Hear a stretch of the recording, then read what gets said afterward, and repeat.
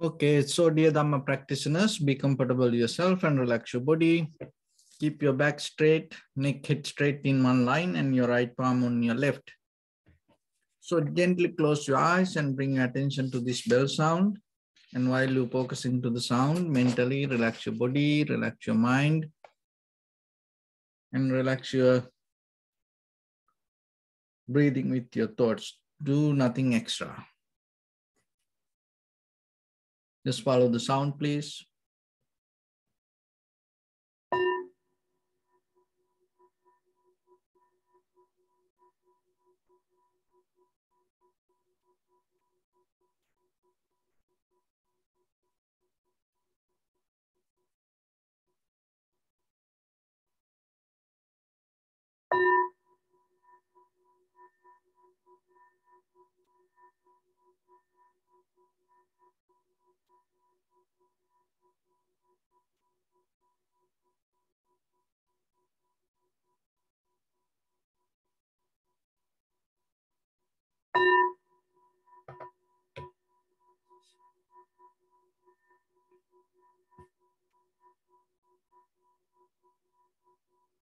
Namo tassa bhagavato arahato samma sambuddhassa.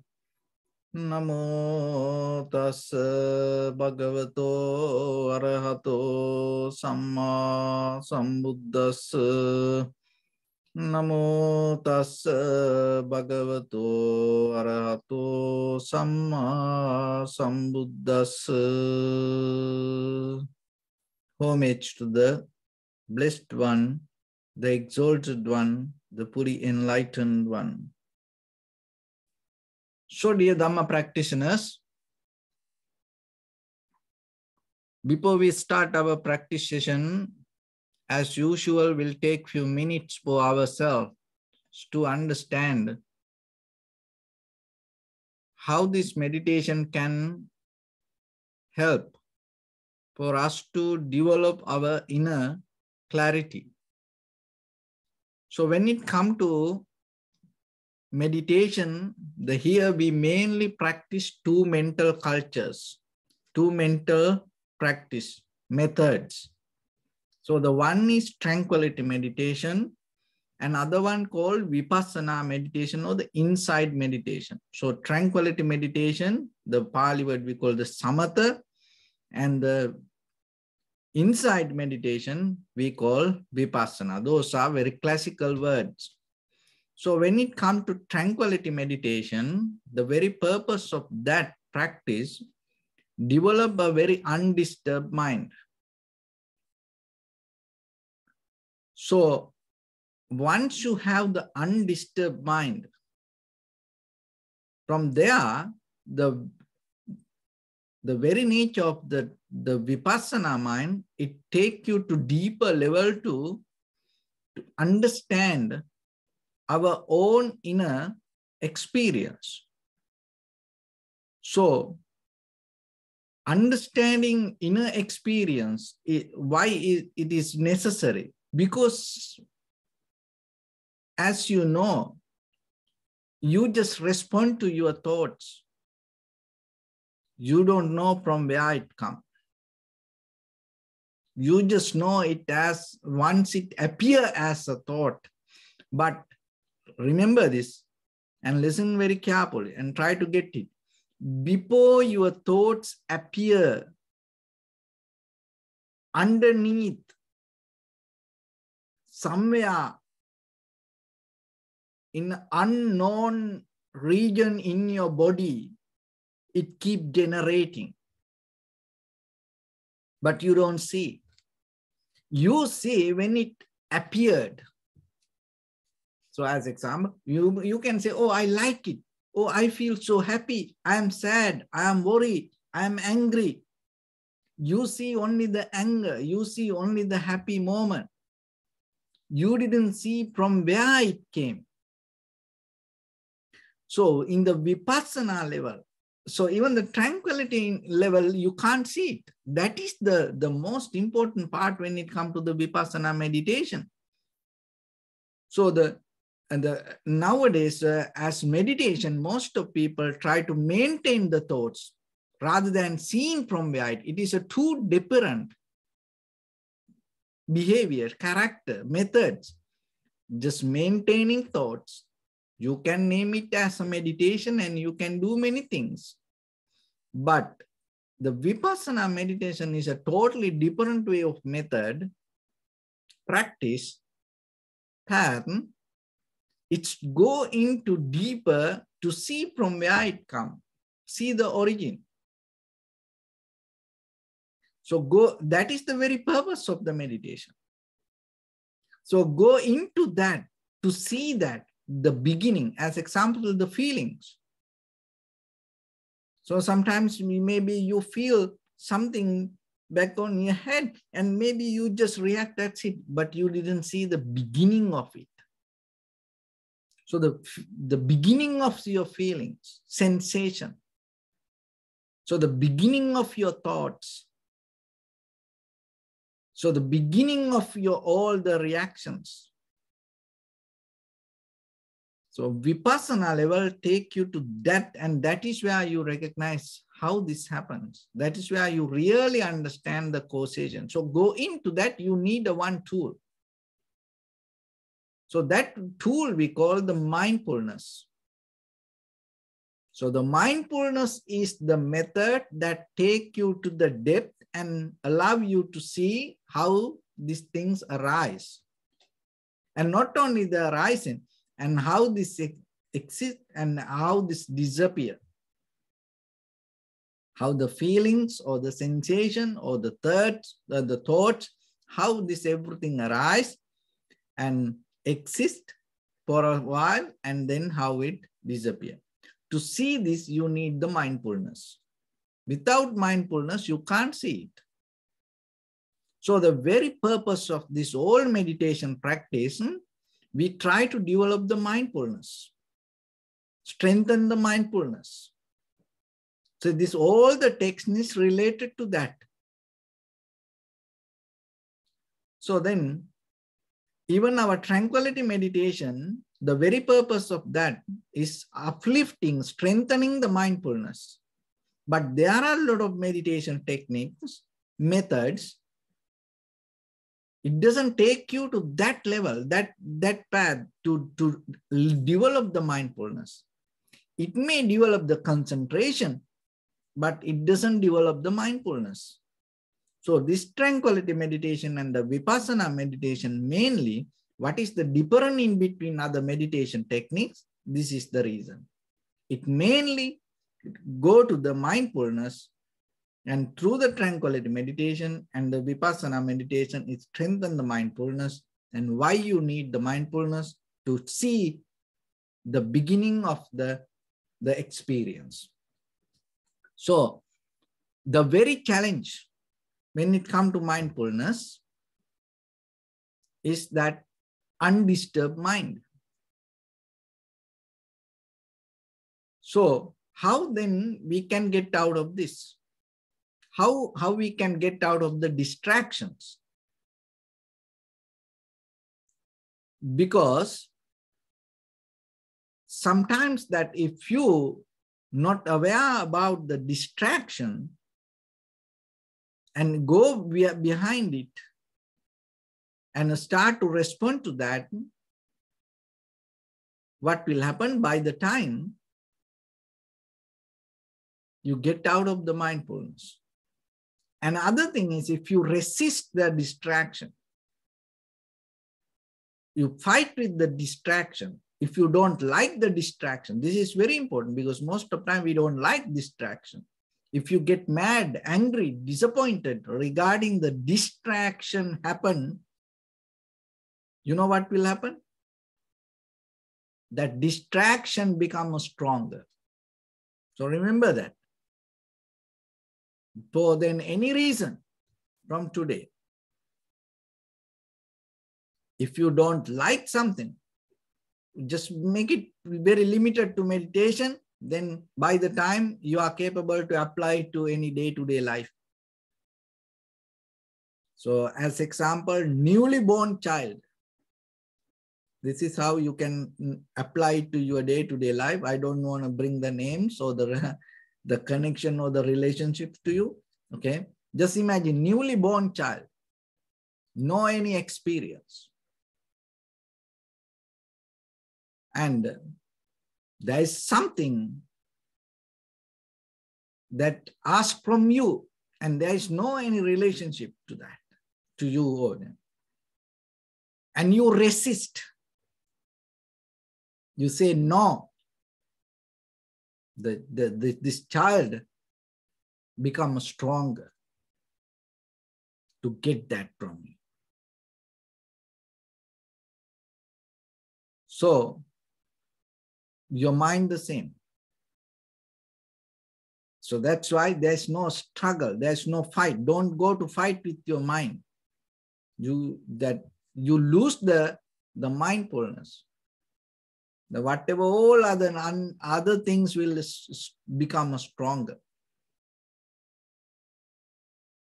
So when it comes to distraction, how we can maintain it. So today I'm going to give you some little details. While you practice meditation, if there is a distraction happen,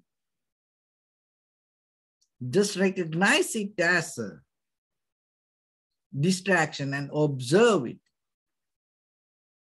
And so the thing is this, that there are some people use a method, stay away from things. But when it comes to the very nature of the vipassana, you don't try to stay away from things, or you don't try to build up a barrier, you don't try to resist, you don't try to avoid things. The very nature of the sharp and clear mindfulness, you go into it and recognize. Because if you just imagine, if you don't go into it, how you can see the roots of it? So that's why. Then the right away, when the distraction happens, if you stay away from it, or if you stop it, stopping doesn't mean it disappeared, or it doesn't mean it's going to go away. No. So then, when a situation comes, just imagine there is a distraction, unpleasant feelings, unpleasant environment, the sound, sensation, and recognize it.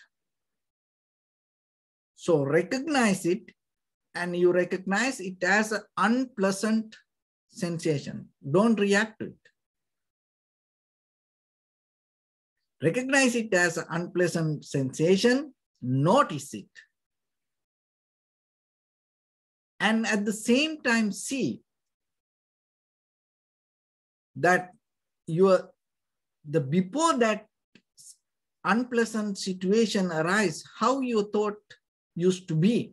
See how your thoughts react to it. That is another thing. The sound came, it distracts you, and you recognize it as a sound. And before that sound came, your mind was okay. But once that sound appeared, the mind started to unbalance. So, to what degree, what is the strength of that distraction? That is another thing to see. Because some things, it make not that much distract, but sometimes we say, don't let me get mad. Don't make me mad. So the madness is kind of like you go sometimes, go beyond the limits. So that's mean when we get distracted, it has a certain degrees. So then recognize the volume of the power of the distraction. And so that is one thing. Another thing is duration of the distraction. So this all regarding the thoughts. So unpleasant sensation, the thoughts or the feeling. So how the duration of the thoughts. So now you aware, you not go with the thought, you aware about the thought. So that is the mindfulness. And how it ended, how long it lasts, and you aware about it. And the disappearance, you aware. So once you are capable to get these details regarding any distraction, you strengthen the mindfulness. So being with this all that we call the recognition is the awareness, and that out of that awareness, developing that knowingly part, you know it, and you observe it very carefully. And that is where you strengthen the mindfulness. So mindfulness is the primary, concentration is the secondary. You keep the concentration and see this concentration change. So as example, we concentrate to the breathing sensation. And now while you observing, then what happens suddenly, there is a sound comes. Somebody open the door or shut the door very loudly. So then what happened, your concentration, you used to keep it towards the breathing.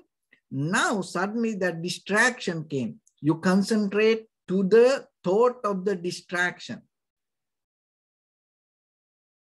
Not go to the door or visualizing the door, wherever that door, the front or the back or the room. Don't visualize that. No. The thought arise regarding the distraction. That as example, why that he or she opened the door like that. It's a mostly kind of like arise as a conversation inside you, as words.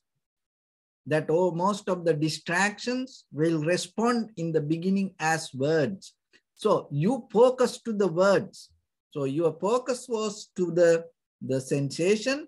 Now you focus to the words and see it. Don't interfere with that conversation. Preparation, mental preparation. So you focus to that and then see, as I mentioned, that the strength of the distraction, the duration, the volume. So like that details, how long it lasts. So like that you now you concentrate towards that. So your awareness towards your thoughts and recognizing it as a thought, and your awareness with the thought, and it is a distraction, knowingly the whole part is the mindfulness. So then your concentration, that your awareness, your focus can change something to something, something to something, but mindfulness going to be the same. So if you are capable to keep the mindfulness in the same level, knowingly that the awareness or the concentration, that the distraction arise that the moment by moment and go into one by one, then overall, by the time, the power of the mindfulness going to become stronger. But the thing is, most of time, we don't know even regarding the mind. It is a kind of like a lost key. We don't know that mindfulness. We are more struggling with the concentration. We more focused to the awareness. We neglected the mindfulness part. So that's why we need to practice this. That's why we need to use some extra effort. It is inside you, but it's lost. Like sometimes, in your wallet, your pocket, your handbag. You know your key is there. Maybe you put some money, it is there. But for the moment, you can't get it. Then you take a few minutes to, you put some extra effort, strength, to look into it. And then you find it. So like that, the mindfulness is always there within us. But the thing is, it is not continuing. It breaks down, and sometimes it becomes stronger. Sometimes it becomes so low. And sometimes it go here and there. So like that, it always go with thought. So now what we does, we collect this mindfulness together. So, and keep it in a same level. So once you have it, that is where you can go into the deeper level. So when it comes to that, in the beginning, that's why we practice our inhalation, exhalation as a primary mental object to sharp or strengthen our mindfulness. So in the beginning, just imagine we observe the inhalation, exhalation. And in the beginning, we recognize it. And that once you notice this as inhalation, this as exhalation, and at the same time, what happened? The beginning, the middle, and you observe, and this means arising part you can see, and then the strength of the inhalation or exhalation, the volume of the air of the inhalation, exhalation, for what degree and how long it. So kind of like you get this, all the details. And then one by one, when the inhalation happens, you become very limited to inhalation. When the exhalation happens, you become very limited to that exhalation. So like that, step by step, you develop it. But the thing is, our very purpose is not to just observe the inhalation, exhalation. Not to just be with the sensation. Not to recognize the pain or the sensation. What's the point? Because till we die, inhalation, exhalation happens. So if you settle down there, there's no point. So then you have to remember, when it comes to the very depth of the meditation, the very primary purpose of the meditation is developing the mindfulness. And for that, you use the concentration, and it can be one mental object, or you can use it to any mental object. So how you can do that? And that is where that whole day your life can be a meditation. The kind of like you always, any action, you be with the mindfulness.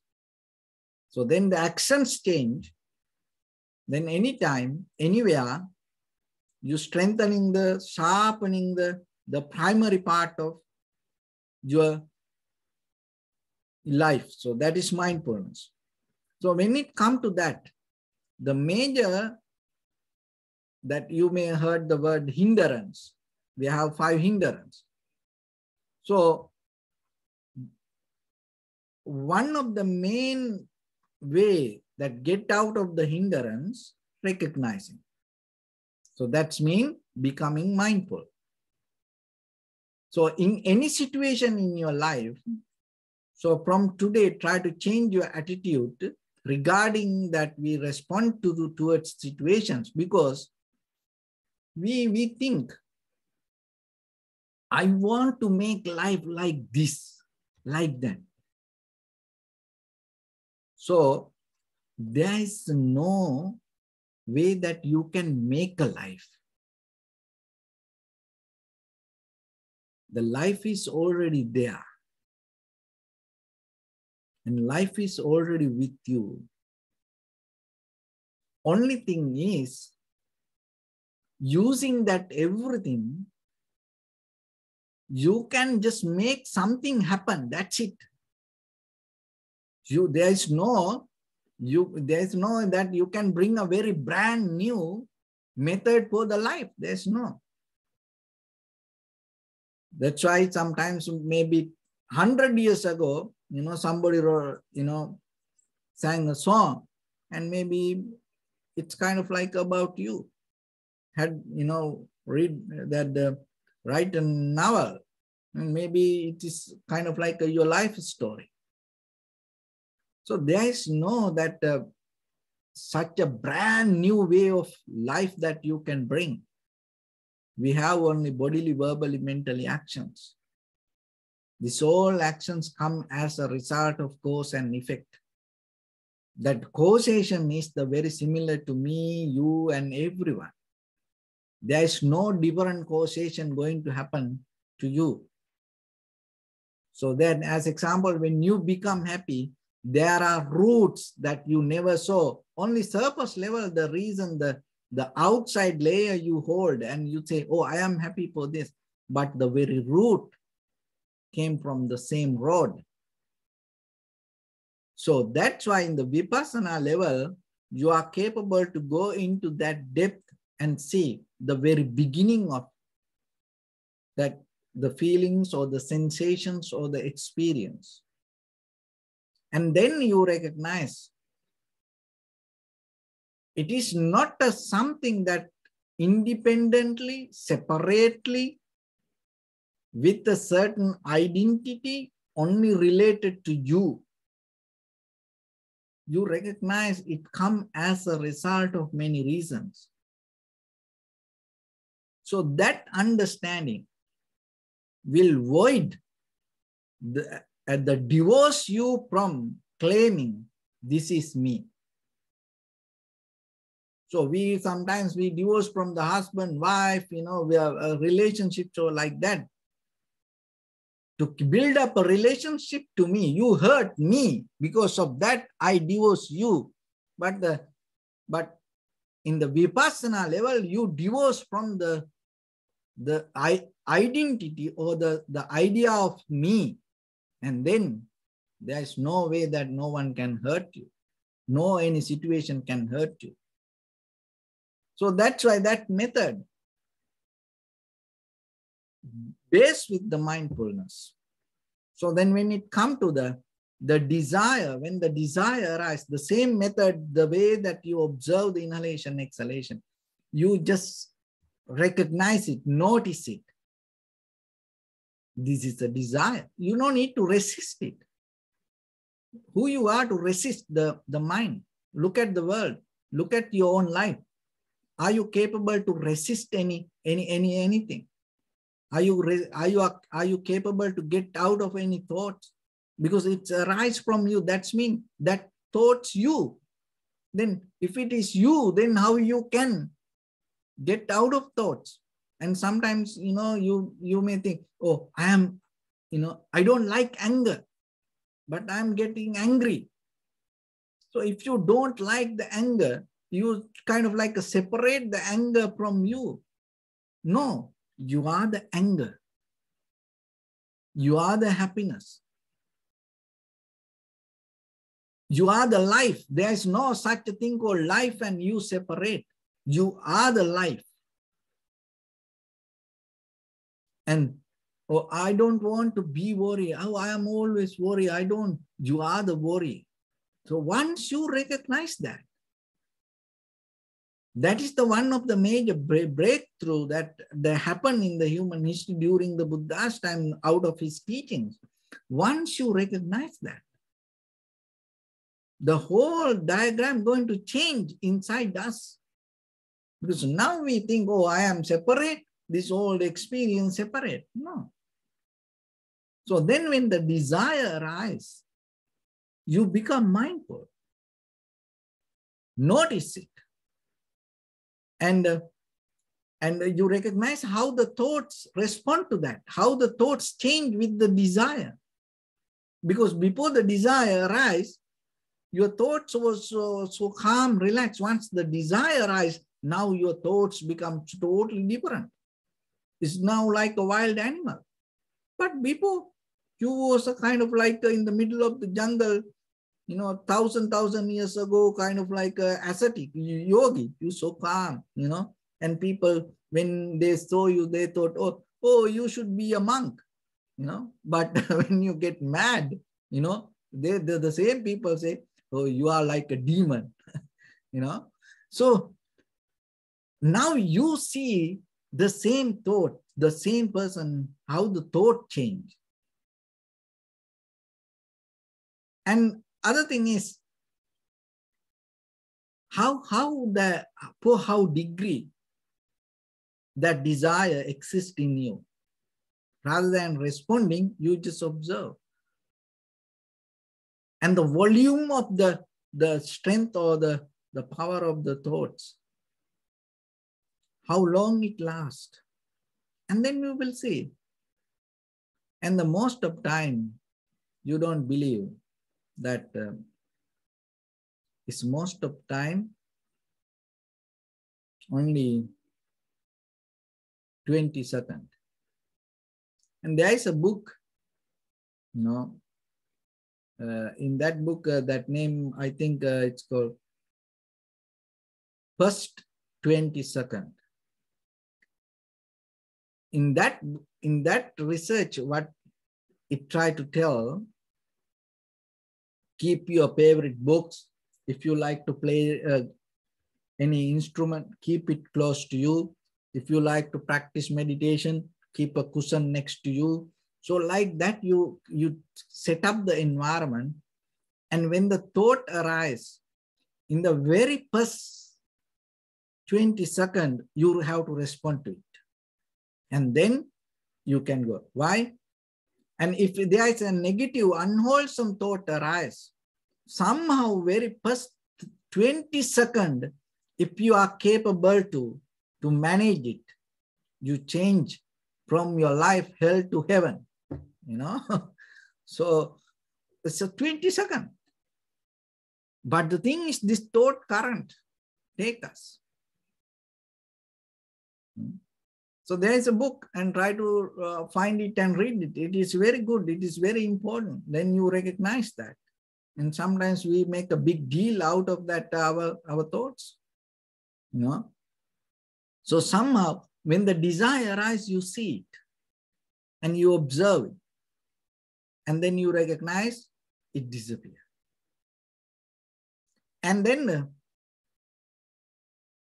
anger, aversion. And then when it arises, you recognize it. You don't go, oh, I am angry now, I want to count 1, 2, 3, 4. Or you start to, look into some flowers, or start to do chanting, or not like, don't resist. Don't run away from it. Because it is you. You can't run away from it.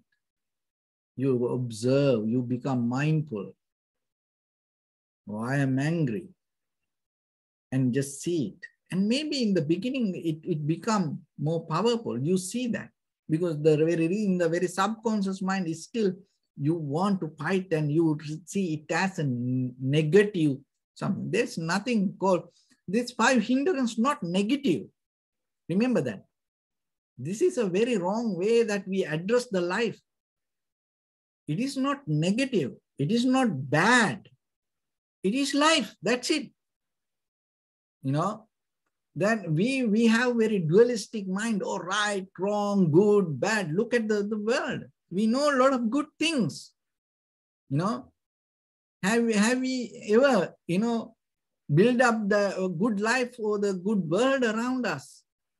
We know, more than any other time in the human history, we know what is right and what is wrong. But look, it's all still around us. Why? Because we think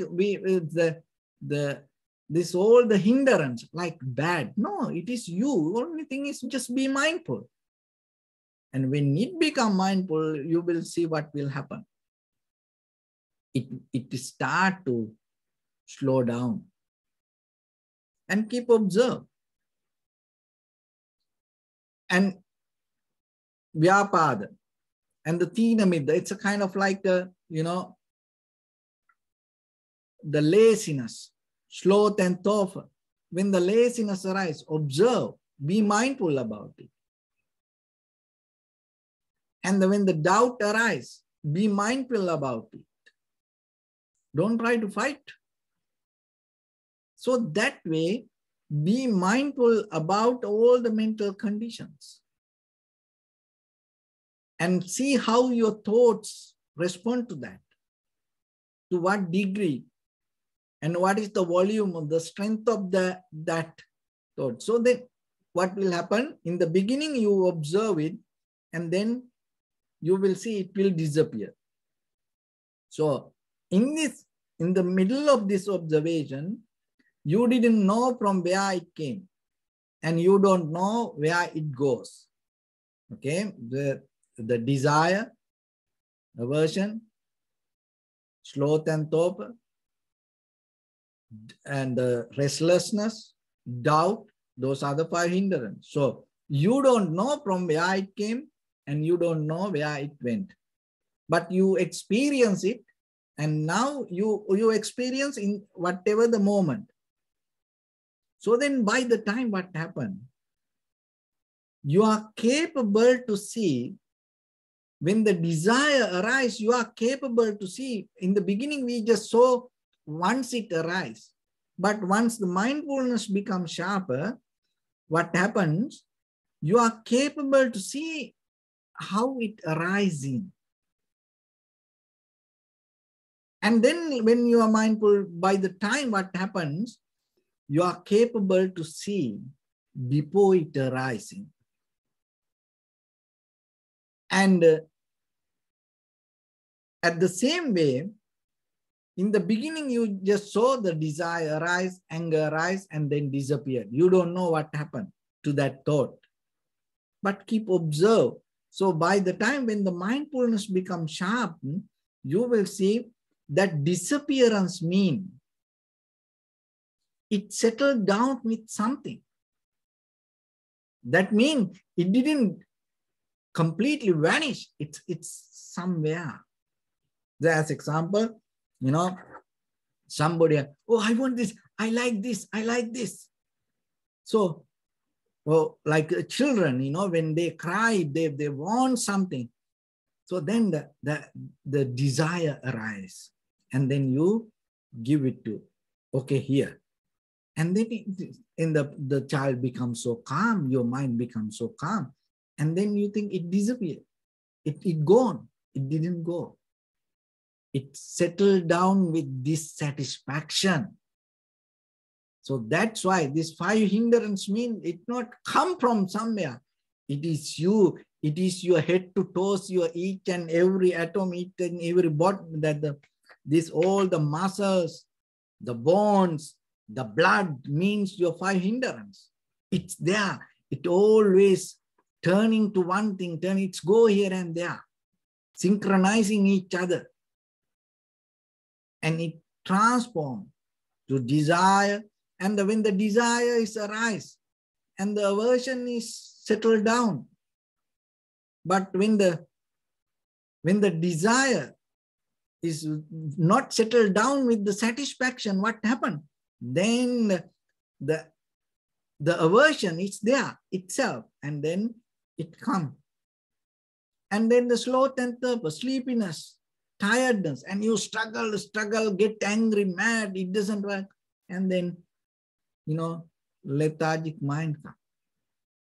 And maybe when the desire arises and the anger arises and you can't keep the balance, and the restlessness go here and there, jump here and there, and so many things happen. It's the same thing. And sometimes the doubt, when the desire arises, so the aversions arise, the sloth and torpor arise, the busyness arise, you can't see things very clearly, and the doubt is there. So like that, the 5 hindrances means your body. So rather than resisting. That's why when you observe, you will see it go from one thing to another, one thing to another. It's like a circle. There is no disappearance. It's transformed to something. And once you recognize that what happened when the mindfulness becomes sharper, stronger, clear, by the time these 5 hindrances, you start to see the connection and the arising and disappearance. And again and again, when you see it and without responding to it, what happens? It starts to settle down, weaker, weaker, weaker. It's like it in the beginning, it's now go like a circle, circle, circle, because each and everything interconnected and get strengthened each other. And then by the time it become like a one line. So it used to be like a circle, it become kind of like a one line. So that is where your tranquility state settled down. That means you have the undisturbed mind. You don't get unbalanced. So once you have it, you are capable to recognize, experience within yourself and at the same time regarding others, how things arise. And the reason and the behind that, what are the roots? And once you know that all, that is what called you know about you. Because as example, remember, this all 5 hindrances you. Are you now you know that what it is. So you know the very roots of you. And when the thoughts come, you know the root, the very foundation of that. And when things disappear, you know where it went and where it is. And once you know that clarity within yourself, that is what called you know about everything. So what is that everything mean? Everything means this head to toes, this body. Once you know that, another everything, that means other outside things. And now you know how things arise from you and how it is happening in you and how it is that settle down in you. And then when you see somebody, you are capable to see the same thing in that person. That is where you know that person. That one, you know this everything and you know that everything. And once you know that, there's nothing to know. So that is itself called the wisdom or the liberation. So with that, let's get into practice now. So now you know, so whatever thoughts arise, whatever disturbances arise, as a primary technique, we stay with the inhalation, exhalation. But remember, so whatever distractions arise, slowly start to recognize it and understand and watch that. It is not that the outside, remember, you watch your thought. Distraction happen inside the thought, inside you, not the when the door shut down with the door. No, it's already gone. Not with the sound. It's already see, it's disappearing. It cannot be solid. There is nothing in this universe. The moon, the sun, this any planets or anything. There is nothing going to be there like that. It's all changing. But once it come to here, it can be forever. No? Eons by eons it can carry. So that's why you observe and how this is happening here. And see that sound already gone, but still you can remember that. No? So that remembering part you observe. So like that, whatever the disturb happen, don't focus to outside and see how your thoughts respond. And then keep the as the center, your inhalation, exhalation, once it disappears, you come back. And then you may get another sound. And you observe and recognize, don't resist, and see the volume of your thoughts and for how degree and for how long. And then once it disappears, you come back to breathing and start to observe. And maybe then another sound comes.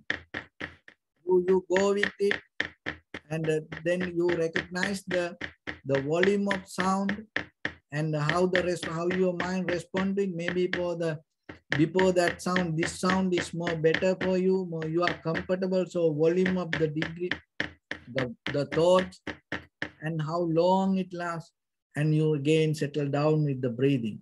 So like that, your mind always go behind the 5 hindrance. Remember that. And somehow you recognize it, settle down, stay.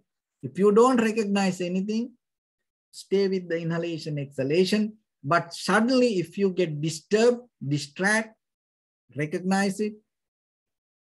Recognize it means not go with the outside object, the way you respond with your thoughts, and then observe and come back. So let's get into practice now. So your right palm on your left, neck straight in one line, and be comfortable with your posture. So bring your attention to your body and scan head to toes yourself and say Swapatveva, or may I be well and happy 3 times.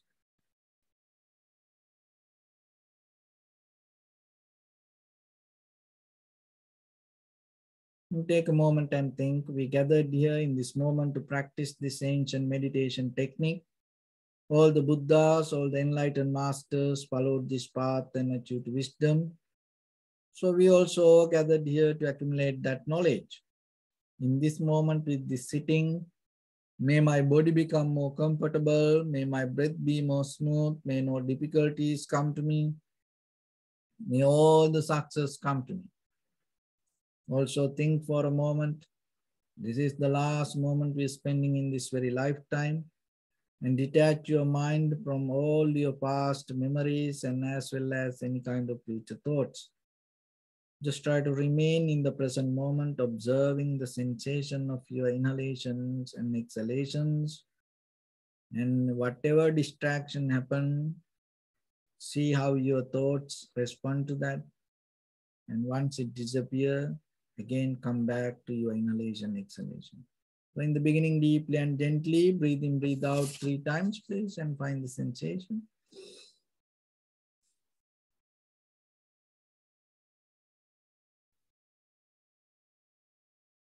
And allow your inhalations, exhalations happen itself.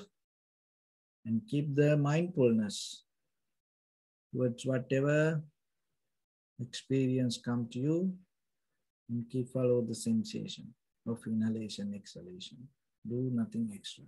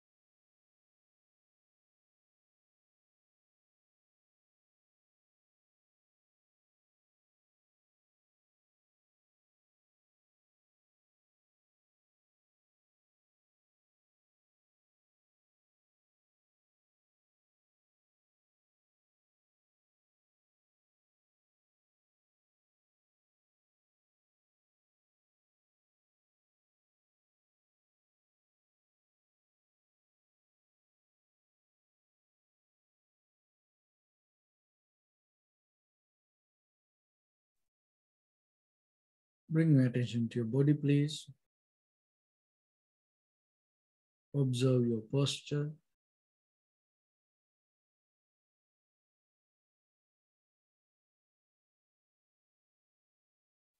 We cultivate loving kindness and compassion in our heart and radiate it as a light through entire your compound, village, city, state, country, world, around this universe. Also as far as you can through galaxies, other planets, stars.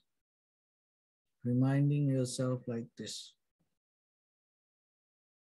With clear intention, mentally repeat after me. May all living beings in this universe be well and happy.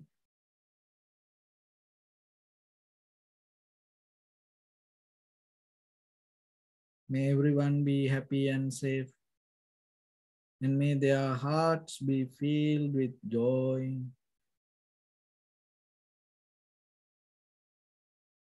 May all living beings live in security and in peace. Beings who are frail or strong, tall or short, big or small, visible or not visible, near or far away, already born or yet to be born. May all of them dwell in perfect tranquility. Let no one do harm to anyone. Let no one put the life of anyone in danger. Let no one out of anger or ill will wish anyone any harm.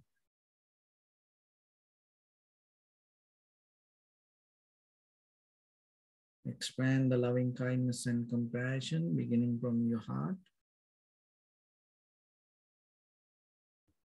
forward. Visualize yourself and send it as a light as far as you can. Expand the capacity.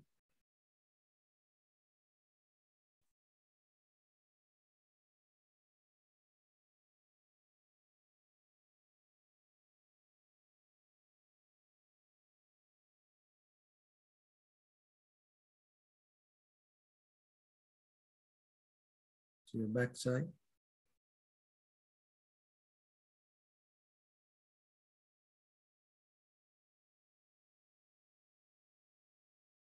To your left side.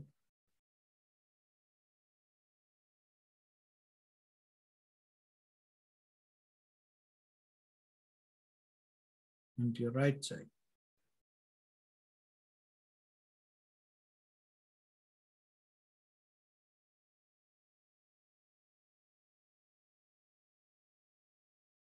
Downward.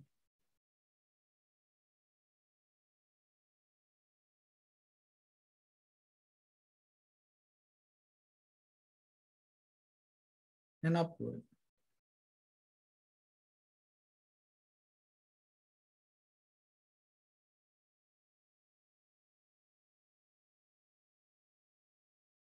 To all six directions at once, like the moon, the sun, spread the light, spread the energy without any condition, without any limitation, without any resistance or without any judgment. Let your heart to shine with the loving kindness and compassion from the bottom of it, with the maximum effort to the highest. Wishing yourself, may all living beings in this universe be well and happy.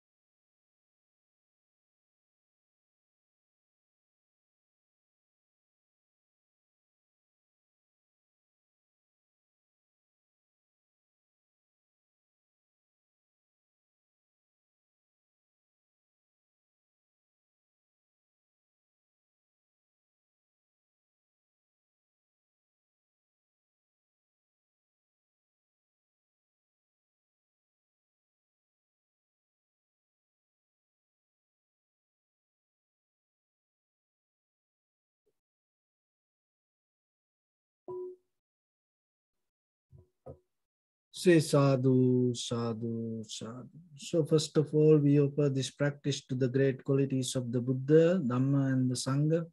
And also by the power of this meritorious deed, may all of us attain to the supreme bliss of Nibbana. May all your guardian angels and deities will receive these merits and increase their longevity and protect all of you from any kind of planetary influences or any ill effects. Ittavata chami sampadam punya sampadam sabbe deva numodantu sabba sampatti siddhya. Sabbe bhutanumodantu sabba sampatti siddhya. Sabbe sattanumodantu sabba sampatti siddhya.